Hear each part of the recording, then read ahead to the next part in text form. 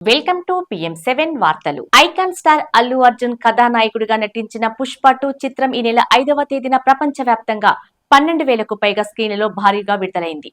సంచలన విజయాన్ని నమోదు చేస్తూ ముందుకు దూసుకుపోతుంది.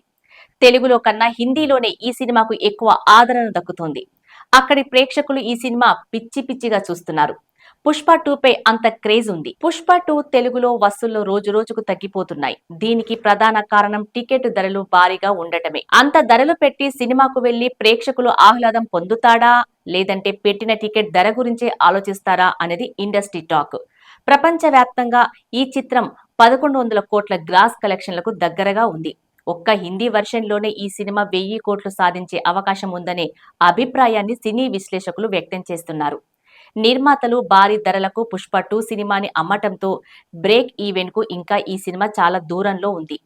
అమెరికా మార్కెట్లో 11 రోజులు ముగిసిన తర్వాత ఈ సినిమా కలెక్షన్లు చాలా వరకు మందగించాయి. అక్కడ బ్రేక్ ఈవెన్ అవ్వాలంటే ఇంకా $4 మిలియన్ రాబట్టాల్సి ఉంది. అక్కడి మార్కెట్లో ఈ సినిమా పుంజుకోకపోతే బ్రేక్ ఈవెన్ అవదని, సినిమా ఫ్లాప్ కిందకు వస్తుందని తెలుస్తుంది. ఒక రకంగా అక్కడి బయ్యర్లకు నష్టాలు తప్పవు. తెలుగులో కూడా ఈ సినిమా బ్రేక్ ఈవెన్ అవుతుందా లేదా అనేది తేలాల్సి ఉంది. పుష్ప 1 సినిమా కూడా బయ్యర్లకు చాలా ప్రాంతాల్లో నష్టాలను మిగిల్చింది. నిర్మాతలు వారికి డబ్బులు తిరిగి ఇవ్వాల్సి వచ్చింది. పుష్ప 2 కూడా అలాగే అవుతుందా లేదంటే తెలుగులో కూడా హిట్ అవుతుందా అనేది తేలాలంటే మరికొన్ని రోజులు ఓపిక పట్టాలి. హిందీలో మాత్రం లాభాలు కళ్ళ చూసే అవకాశము ఉంది.